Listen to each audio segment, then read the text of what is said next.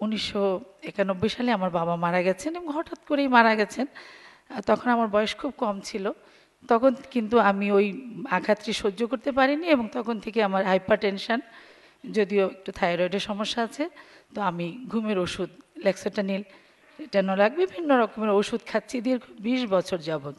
তো গুরুজির যখন ওই গোল্লা ভরাটের বিষয়টি গত দ্বিতীয় দিন যখন আমি শিখলাম, তো আমি বাসায় গেলাম এবং যেহেতু শিক্ষক মানুষ, আমার চক ডাস্টারে কাজ করার অভ্যাস সারাক্ষণই আছে।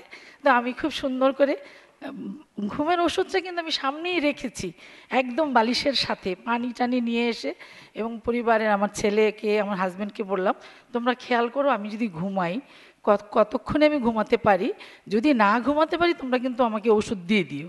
তো ওরা বললো ঠিক আছে, আমরা দেখছি।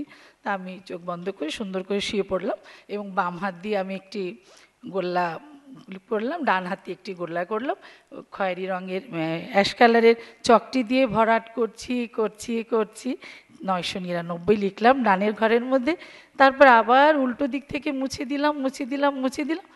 আমি আর বলতে পারবো না আমি কবার করেছি, এবং একেবারে সত্যি করে বলছি। এবং আমার জীবনের একটি মানে আশ্চর্যজনক ঘটনা, আমি গত 3 দিন যাবৎ 20 বছরের অভ্যস্ত যে ঔষধটি, সেটি আমি খাচ্ছি না।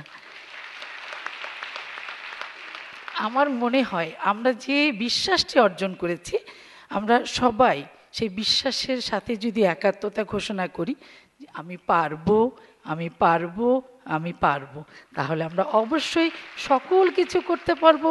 গুরুজিকে অনেক অনেক ধন্যবাদ, সবাইকে ধন্যবাদ, এবং আমি এই পরিবারের সাথে সম্পৃক্ত থাকতে চাই আজীবন আমৃত্যু।